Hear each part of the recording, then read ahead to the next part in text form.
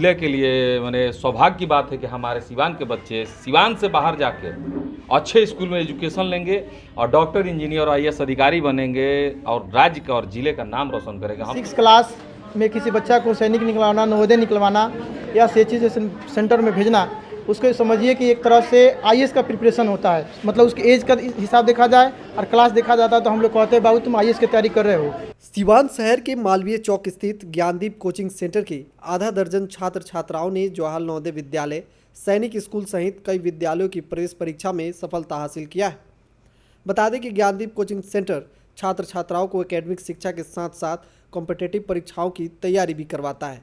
लगातार इस कोचिंग के छात्र छात्राएं देश के प्रतिष्ठित विद्यालयों में सफलता हासिल कर रहे हैं और अपना परचम लहरा रहे हैं। छात्र छात्राओं की सफलता से प्रसन्न कोचिंग संचालक अर्जुन सर और विनोद सर के द्वारा बच्चों को सम्मानित करने के लिए एक सम्मान समारोह का आयोजन किया गया, जहां समाज सेवी जीवन यादव, श्रीनिवास यादव और रंजना श्रीवास्तव ने छात्र छात्राओं को मेडल और पुरस्कार देकर उनके उज्जवल भविष्य की शुभकामनाएं दी। इस मौके पर कोचिंग संचालक अर्जुन कुमार यादव ने बड़ा ऐलान किया। उन्होंने कहा कि आने वाले दिनों में गरीब परिवार के असहाय बच्चों को वे अपने खर्च पर ज्ञानदीप कोचिंग में कॉम्पिटिटिव स्कूलों की प्रवेश परीक्षा की तैयारी करवाएंगे और उनके भविष्य को संवारने के लिए काम करेंगे। भैया, इतने सारे इस कोचिंग के बच्चे देश के प्रतिष्ठित विद्यालयों में एडमिशन के लिए जो प्रवेश परीक्षाएं होती है उसमें सफल हुए हैं, क्या कुछ कहेंगे? देखिए, पहले तो हम धन्यवाद देंगे ज्ञानदीप कोचिंग सेंटर के जो माने अर्जुन जी है, जो इस कोरोना काल में इन्होंने कोचिंग का निर्माण किया। नवंबर में जो ये शुरू किए और आज इनके कोचिंग में इतने सारे बच्चों और उन बच्चों में खासियत ये है कि सब टॉप किए हैं। कोई ना कोई किसी न किसी प्रतिष्ठित अच्छे यूनिवर्सिटी में, स्कूल में एडमिशन मिला है उन लोग को। और ये हमारे ज़िले के लिए मैंने सौभाग्य की बात है कि हमारे सिवान के बच्चे सिवान से बाहर जाके अच्छे स्कूल में एजुकेशन लेंगे और डॉक्टर, इंजीनियर और आईएएस अधिकारी बनेंगे और राज्य का और ज़िले का नाम रोशन करेंगे। हम तो तहे दिल से उन अभिभावक, उन बच्चों, इन टीचर्स को धन्यवाद देंगे कि आप लोग शिक्षा को बढ़ावा दीजिए, क्योंकि शिक्षा का होना बहुत ज़रूरी है। जहाँ शिक्षा है वहाँ ही सब कुछ है, उन्नति है, प्रगति है, रोजगार है। जहाँ शिक्षा नहीं है वहीं अपराध है, वहीं शराब है, नशा है, स्मैकर है। जहाँ शिक्षा नहीं है, आज देखिए सिवान में हमारे एक नया सिस्टम आया हुआ है स्मैक पीने वाले बच्चों की संख्या बढ़ गई, क्योंकि उनके फैमिली में भी शिक्षा नहीं होगा। जिनके परिवार में शिक्षा होगा उनके बच्चे कभी भी स्मैक नहीं पी सकते, क्योंकि अपने बच्चों को पहला शिक्षक उनके माता पिता होते हैं, उनके बड़े भाई, उनकी बड़ी बहन होती है, जो उन बच्चों को साझते हैं कि भाई ये गलत काम है। और जो अभिभावक अपने बच्चों पर ध्यान नहीं दे, उन्हीं के बच्चे ये नशा करते हैं और अपराध करते हैं।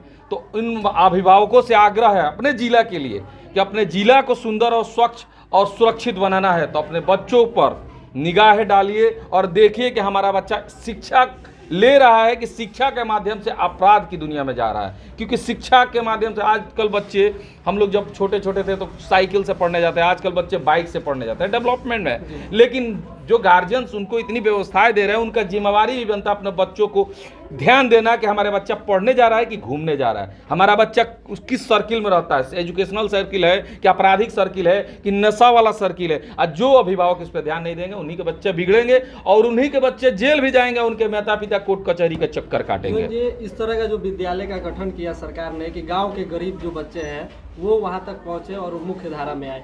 ऐसे में जो गांव के गरीब बच्चे हैं उनको उस तरह का मार्गदर्शन अर्जुन सर की तरह नहीं मिलता है, इसलिए वो उस विद्यालय में नहीं पहुंच पाते हैं। तो ऐसे में क्या जो गांव के गरीब बच्चे हैं उनका आप सहयोग करेंगे कि उनको ये इस तरह की कॉम्पिटिटिव परीक्षाओं की तैयारी कराई जाए और उनको बड़े स्कूलों? देखिए, मेरा भी सपना रहा है कि जैसे हम हेल्थ पर बहुत ज़्यादा ध्यान दिए हुए हैं, लेकिन हमारा एक उसूल है कि हम एक समय में एक ही काम करते हैं, दो काम करेंगे हम भी परेशानी में आएंगे। स्वास्थ्य के बाद शिक्षा पे भी मेरा ध्यान जाएगा। हम बहुत जल्दी, मेरा भी विचार है कि अर्जुन जी जैसे लोगों को मिला के एक ऐसी संस्था खोला जाए जहां गरीब टाइप के बच्चे आए, निःशुल्क कोचिंग सेंटर में शिक्षा ले और कॉम्पिटिटिव एग्जाम में बैठ के टॉप करे और हमारे जिले का नाम रोशन करे। इस पे हम लोग का विचार विमर्श चल रहा है। जल्द से जल्द ऐसी कोई व्यवस्था हम लोग बनाएंगे कुछ टीचर्स को लेके, जिसमें ये कार्य किया जाए, जिनसे गरीब बच्चे भी टॉप, जो हर देखिए गरीब और अमीर में कोई अंतर होता नहीं है एजुकेशन के लिए, क्योंकि दिमाग भगवान ने सबको दिया है थोड़ा कम बेस। अगर समय पे सबको शिक्षा मिले तो गरीब घर के बच्चे भी आईएएस अधिकारी अब बनते ही हैं। एग्जाम्पल थे जिनके माँ बाप अपने बच्चों का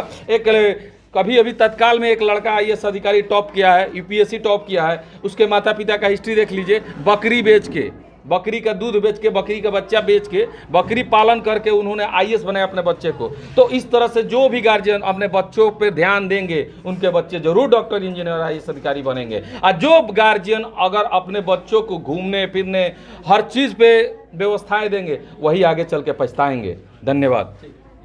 मीडिया बंधुओं से आप सभी को हार्दिक अभिनंदन। आप सभी हमारे कोचिंग ज्ञानदीप कोचिंग सेंटर में आए। मैं ज्ञानदीप कोचिंग सेंटर के डायरेक्टर अर्जुन कुमार आप सभी को हार्दिक अभिनंदन करता हूं। जैसे कि मैं बता दूं कि हमारे यहाँ से इस बार तीन बच्चे हमारे नवोदय में गए, सैनिक स्कूल में भी बच्चे हमारे गए हैं, BHU में गए, और एक बच्ची हमारे यहाँ से पूरे सारण कमिश्नर में टॉप की, जो इस बार 1 जुलाई से 15 जुलाई तक उसका मैथ का सेशन है पटना IIT में। उसको बुलाया आया है, हम लोगों ने उसको भेज रहे हैं। तो मुझे बेहद खुशी होती है। मैंने शुरुआत के दौर में बहुत कम बच्चों से स्टार्ट किया था और आप सभी और गार्जियन के सहयोग से मैं चला रहा हूँ। मेरे परम पूज्य गुरु विनोद सर आज नहीं उपस्थित हो पाए कुछ कारणवश, नहीं तो सर भी रहते तो मुझे बहुत खुशी प्राप्त होती। सर बेहद कम समय में आपने यहाँ कोचिंग स्टार्ट किया और काफ़ी बच्चे यहाँ से निकल रहे हैं और देश के प्रतिष्ठित विद्यालयों में नामांकन पा रहे हैं। जी जी सर कितनी बड़ी बात है सिवान के लिए और आपके लिए सर, और आगे का क्या लक्ष्य? देखिए, कहा गया कि आप कोई भी काम अगर लगन और शिद्दत से करिएगा तो उसका रिजल्ट भी बहुत अच्छा होता है। तो मैंने भी वही किया। मैंने किसी बच्चा को लेकर यह नहीं कहा कि आपको 1 घंटा पढ़ाना है। यह एक ऐसी चीज़ है कि 6 क्लास में किसी बच्चा को सैनिक निकलवाना, नवोदय निकलवाना या CHC सेंटर में भेजना, उसको समझिए कि एक तरह से IAS का प्रिपरेशन होता है। मतलब उसकी एज का हिसाब देखा जाए और क्लास देखा जाता है तो हम लोग कहते हैं बाबू तुम IAS की तैयारी कर रहे हो इस एज में। तो वो एक बहुत बड़ी सिलेबस है और बहुत बड़ी चीज़ है। जो भी बच्चे इसमें निकालते हैं उसके पास बहुत ही प्रतिभावान, उनके पास प्रतिभा होती है। ऐसे छात्र जो असफल हुए हैं उन लोगों के लिए क्या कुछ? जी, जो भी बच्चे हमारे असफल हुए, जिनका किसी कारणवश नहीं हो पाया, तो मैं उन्हें यही कहूँगा कि आप पुनः मेहनत करिए, शिद्दत के साथ रहिए और कंटिन्यूटी बनाए रखिए, एब्सेंट मत करिए। कंटिन्यूटी के साथ रहिएगा तो मैं अपना पूरा आशीर्वाद सहयोग आप सभी के साथ हूँ और हमेशा रहूँगा। जैसे कि इन बच्चों को मैंने पढ़ाया, आप सभी को भी मैं उसी तरह पढ़ाऊँगा। सर बहुत सारे बच्चे हैं गांव के जो कि पैसों के अभाव में इस तरह की तैयारी नहीं कर पाते हैं, वैसे बच्चों को आप क्या सहयोग जी, करेंगे? मैं जिन बच्चों के बिल्कुल जिन बच्चों के पास और आर्थिक स्थिति इकोनॉमिक कंडीशन अगर अच्छा नहीं है तो मैं उन बच्चों को बिल्कुल मुफ्त में पढ़ा सकता हूँ। मैं अपने तरीके से अपने द्वारा भी किताब कॉपी देकर उनको पढ़ाता हूँ। मुझे पैसा ही नहीं कमाना है। पैसा तो एक सेकेंडरी मेथड होता है। एक व्यक्ति को लॉन्ग टाइम तक समाज में रहने के लिए उसके समाज में द्वारा किए गए कार्य ही काउंट होते हैं। अगर मैं इस दुनिया से जाऊँ, राहुल जी, आप सभी लोग हैं मीडिया वर्क में, आप सभी भी जाएँ, आप सभी लोग मरने के दौरान मुझे बहुत ब्रांडेड से ब्रांडेड कपड़ा पहन लूँ, बाकी मरने के दौरान 150 रुपये का मुझे कफन का वस्त्र आएगा, शायद उसमें जेब नहीं होगा। आप मुझे बहुत करीबी होंगे तो दुख तकलीफ में मुझे 10,000 रुपया दे देंगे, बाकी मरने के दौरान ये नहीं कहेंगे 10,000 अर्जुन सर को कफन में बांध दिया जाए, वहाँ जाएंगे तो कुछ खाएंगे। जी, कुछ नहीं लेकर जाना है, जो जाना है यहीं पर लेकर आना है। जैसे जीवन यादव जी आए, जो समाज के लिए वो कार्य कर रहे हैं, वो बहुत बड़ी चीज़ है। श्रीनिवास जी आए, जो भी हमारे श्रीवास्तव जी लोग भी थे, ये बहुत एक समाज के लिए भी कुछ करना, एक मानव है, आप लोग भी हैं तो समाज के क्यों ना ज्ञानदीप कोचिंग साल में समय पर एक परीक्षा ले, जिसके हिसाब से जो भी गांव के ग्रामीण मेधावी बच्चे हैं वो आपके पास पहुंचे और वो अगर इकोनॉमिकली कमज़ोर है और पढ़ने में तेज है तो उनका फ्री में पढ़ाएं। बिल्कुल, मेरा इस प्रोग्राम को लेकर रोड मैप बन रहा है। मैं अपने कमेटी के साथ, मैं अपनी टीम के साथ इस पर बैठ कर विचार कर रहा हूँ और जल्द सेशन से ही मैं इस पर विचार करके टेस्ट लॉन्च करूँगा। मैं जहाँ तक सोच रहा हूँ कि अक्टूबर में इस तरह के पूरे सीमान में टेस्ट लॉन्च करूँगा। जो भी अच्छा करेंगे मैं उनके द्वारा उनको फ्री में पढ़ाऊँगा। मैं आप सभी को हार्दिक अभिनंदन करता हूँ। इस कोचिंग को इनके पढ़ाने से लड़का टॉप किए हैं। इस तरह काम करने से और कोचिंग का मनोबल बढ़ेगा। जो भी कोचिंग चलाते हैं, जिस विषय का चलाते हैं, सब लोग का प्रयत्न होगा कि हम अपने विद्यार्थी को सजग रूप से पढ़ाएं कि ताकि वो भी व्यक्ति नाम करे, हमारा कोचिंग का और समाज का नाम उज्जवल हो। यही सब का कामना होता है। सर को लेकर के क्या कुछ कहेंगे? ऐसे परिस्थितियों में इन्होंने शिक्षा दिया। देखिए, कोई भी आदमी, कोई भी इंसान परिस्थितियों के अनुसार आगे बढ़ता है। जिसको सारी सुविधा दे दिया जाएगा वो व्यक्ति आगे नहीं बढ़ पाता है। जैसे कि देख लीजिए कि देश में राजीव गांधी जी सारी सुविधा से लैस है, बाकी परिस्थिति आज नहीं चाह रही है तो PM नहीं बन पा रहे हैं। राहुल गांधी, सॉरी।